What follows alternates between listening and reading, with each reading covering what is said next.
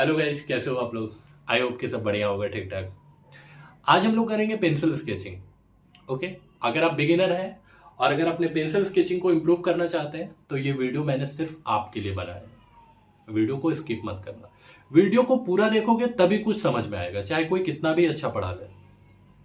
अगर 1 मिनट देख के स्किप करके लास्ट में रिजल्ट देखोगे तो कोई फायदा नहीं, उससे अच्छा मत देखना। मैं अपने सभी वीडियो में बोलता हूँ कि स्किप करके मत देखना वीडियो को, है ना।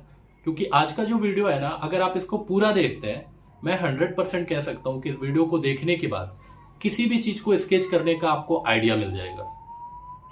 आप अपने स्केचिंग को जरूर इंप्रूव कर सकते हो, है ना।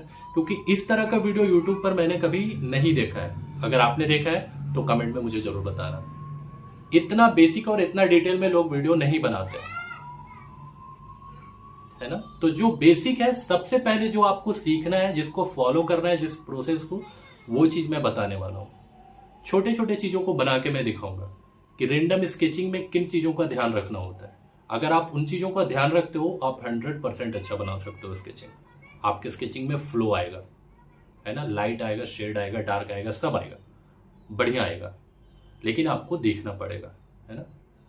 क्योंकि स्केचिंग हो चाहे पेंटिंग, देखो हम लोग पेंटिंग में भी 3 टाइप के टोन हम लोग अप्लाई करते हैं, लाइट, मिड और डार्क। इसी तरह स्केचिंग में भी होता है, शेडिंग में भी होता है। तो अगर आप पेंसिल से भी कर रहे हैं तो इन तीनों चीजों को पकड़ना पड़ेगा आपको, लाइट, डार्क और मिड।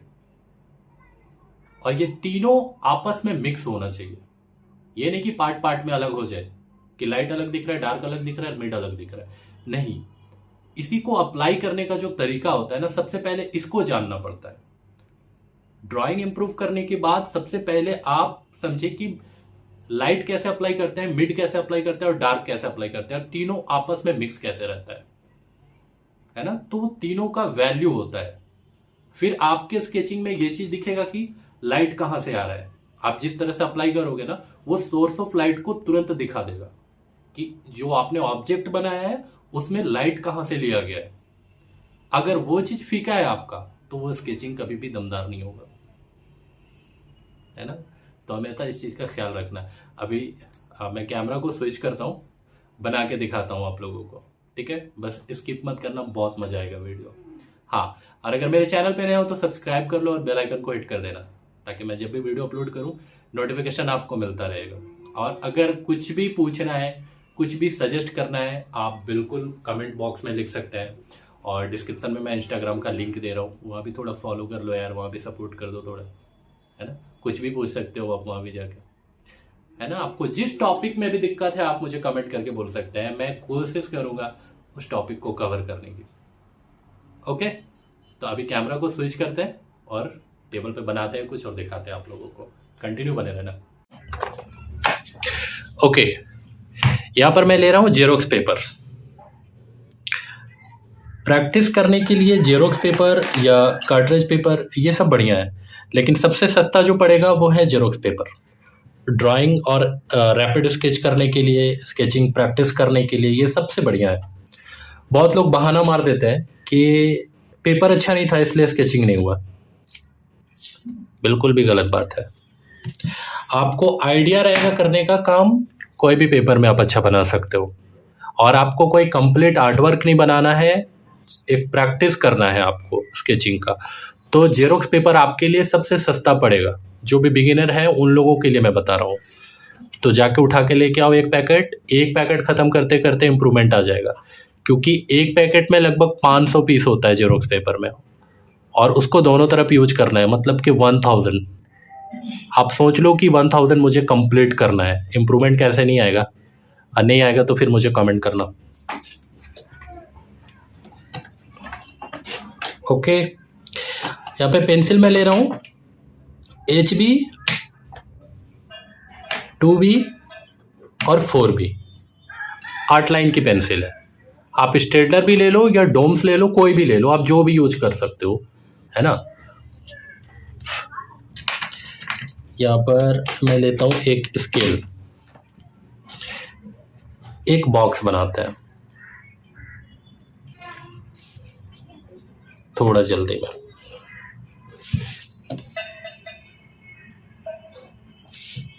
थोड़ा साफ सुथरा लगे इसलिए मैं बना रहा हूँ स्केल के साथ, और नहीं तो ये फ्री हैंड प्रैक्टिस ज़्यादा बेहतर है। आप ऐसे भी कर सकते हो। ठीक है, एक मैं और ले लेता हूँ।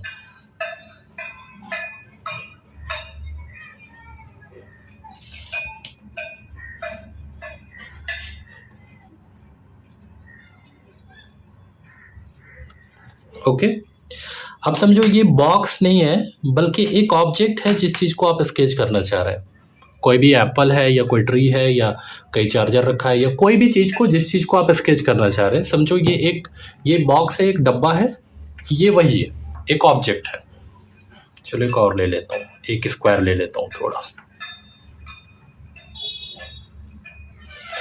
आपको सिर्फ ये समझाना है मुझे कि आपके स्केचिंग में फ्लो कैसे आएगा, वन स्ट्रोक कैसे आएगा, लाइट शेड मिड ये सब कैसे आएगा। अगर ये सब आ जाता है तो आपका स्केचिंग बढ़िया है ना। अब लेना है आपको HB, 2B और 4B। ये एक ऑब्जेक्ट है, इसको आप स्केच कर रहे हैं। सबसे पहले क्या करो, इस ऑब्जेक्ट का एक बेस होता है ना। कोई भी कलर होता है उसका, अगर वो रेड है तो पहले वो रेड कलर का है, अगर वो येलो है तो पूरा येलो कलर का है। उसके बाद उसमें सनलाइट आ रहा है जिस वजह से वो हाईलाइट भी हो रहा है, जिस वजह से वो थोड़ा उसमें मिड टोन भी दिख रहा है, वो डार्क भी दिख रहा है और बिल्कुल डेप्थ भी आ रहा है, अंधेरा भी लग रहा है एकदम। वो सब लाइट का प्रभाव होता है, लेकिन एक्चुअल में वो जो ऑब्जेक्ट है वो तो कोई एक कलर का ही है। जैसे मैं यहाँ पर दिखा रहा हूँ, ये एक डब्बा है, एक बॉक्स है, ये पूरा ब्लैक है, लेकिन यहाँ पर जो लाइट हाईलाइट, ये कहीं पे देखोगे तो ज़्यादा ब्लैक दिख रहा है, कहीं पे देखोगे तो वाइट दिख रहा है, कहीं पे देखोगे तो थोड़ा लाइट ब्लैक दिख रहा है। ये पता है, ये इसका कलर ऐसा नहीं है, ये लाइट का प्रभाव है। तो बहुत लोग इसी में उलझ जाते हैं कि ऐसा दिख रहा है तो मुझे ऐसे ही देख के स्केचिंग करना है। पहले इसका जो कलर है ना, इस डब्बे का जो कलर है ब्लैक, पहले वो तो ले लो, पहले उसको बनाओ। ओके, ब्लैक है, चलो मैंने ले लिया। HB लिया। आपको बेस जो बनाना है वो हमेशा लाइट पेंसिल से बनाना होता है। ठीक है, इस बॉक्स का पूरा कलर मैंने ले लिया। ये समझो एक ब्लैक है कलर है, या रेड है या वाइट है, जो भी कोई भी कलर है ऑब्जेक्ट का, उसमें एक बार कलर तो देना जरूरी है। उसका एक बेस कलर होता है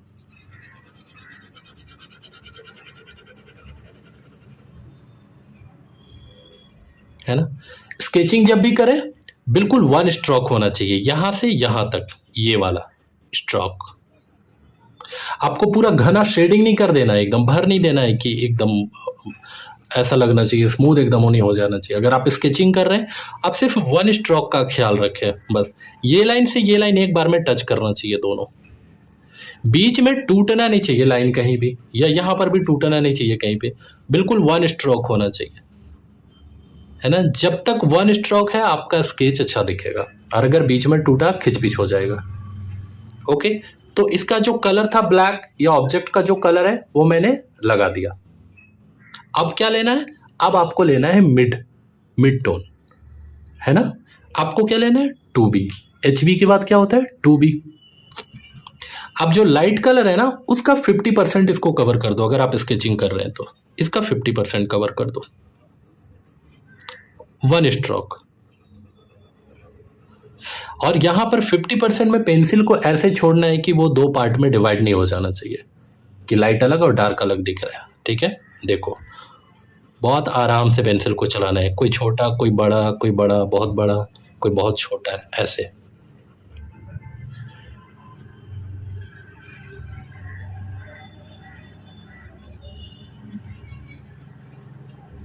ओके, लाइट का 50% मिड चलाया, अब मिड का 50% डार्क चलाएंगे, तो क्या लेंगे, 4B। मतलब HB यूज कर लिया, उसके बाद क्या किया, 2B यूज कर लिया। अब क्या करेंगे, 4B यूज करेंगे, इसका 50%। ये बिल्कुल रैंडम स्केचिंग जो करते हैं हम लोग, किसी चीज़ को देखा और फटाफट उसको स्केच करना चाह रहे, उस पे मैं बता रहा हूँ। बहुत डिटेल वाला शेडिंग नहीं बता रहा हूँ मैं, स्केचिंग के बारे बता रहा हूँ, ध्यान रखना।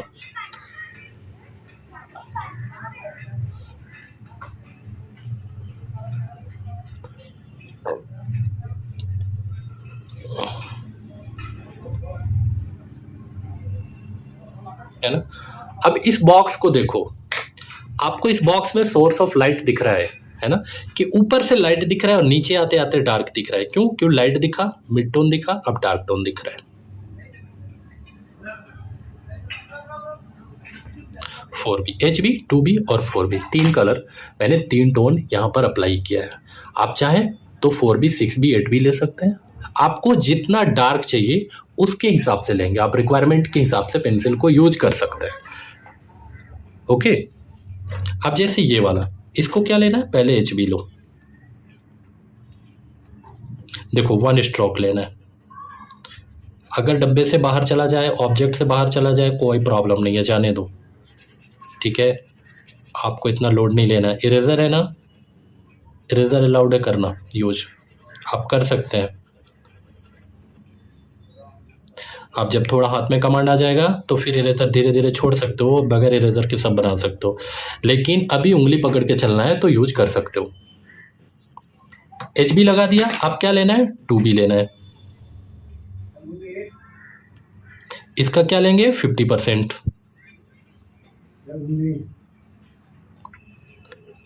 इसका 50% लेंगे।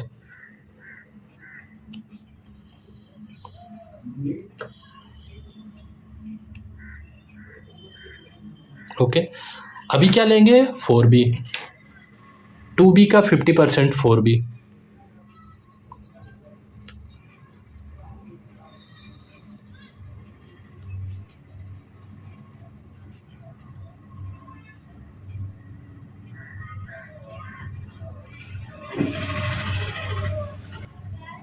ओके, अब देखो इसमें क्या दिख रहा है आपको, लाइट कहाँ से दिख रहा है, यहाँ से दिख रहा है ना।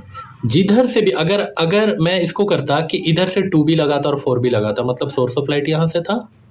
अगर ऊपर में लगाता, ऊपर में लाइट छोड़ता, नीचे से डार्क देता, मतलब कि सोर्स ऑफ लाइट ऊपर का है ना।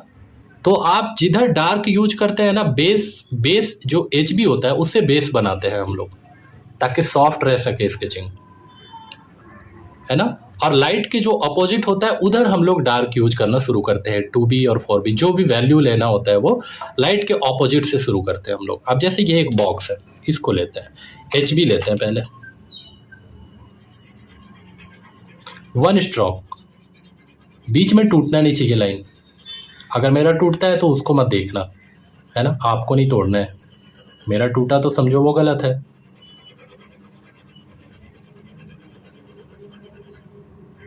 अभी क्या लेना है, 2B, स्टेडलर भी ले सकते हैं, कोई भी ले सकते हैं। 2B ले लिया। इतना आराम से पेंसिल को यहाँ पर छोड़ना है ना कि दोनों दो पार्ट में बट नहीं जाना चाहिए, है ना। थोड़ा सा दोनों के बीच में रिलेशन होना चाहिए, डिस्कनेक्ट नहीं होना चाहिए।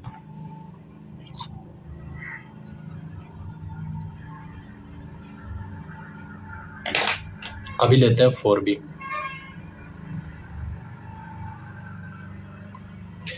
कोई भी ऑब्जेक्ट को बनाते हैं बस इन चीज़ों को आपको फॉलो करना है, 1 स्ट्रोक और लाइट, मिड और डार्क,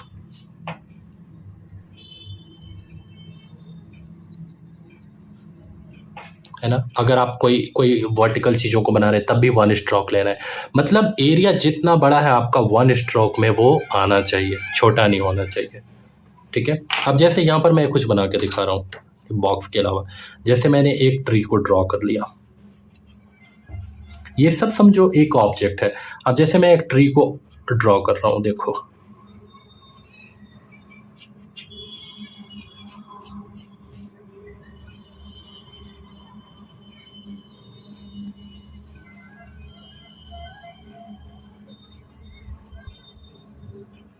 ये एक ट्री हो गया। सब हम लोग क्या लेंगे, सब यहीं से लेंगे, ठीक है। पहले क्या लेना है, HB लेना है। अच्छा ये इसका ट्रंक टेढ़ा लग रहा है थोड़ा,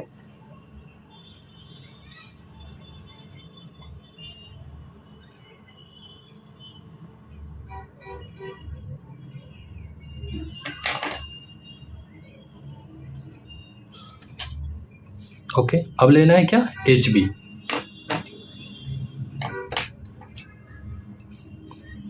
ट्री में 1 स्ट्रोक,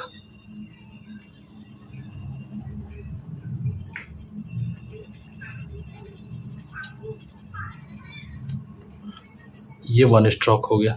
अब क्या लेना है आपको? 2B लेना है।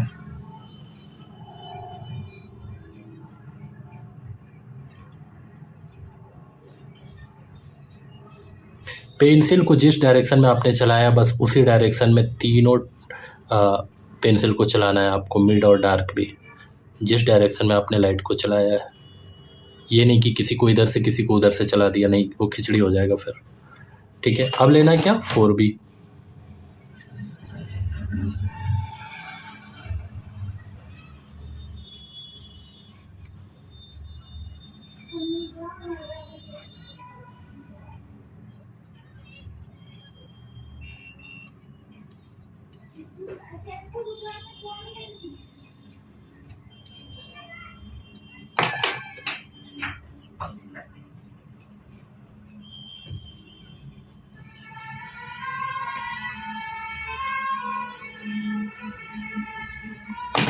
अब इसका ट्रंक ले लेते हैं, इसका शैडो आ जाएगा यहाँ पर, और इसका शैडो यहाँ पर, पेड़ का शैडो नीचे गिर जाएगा।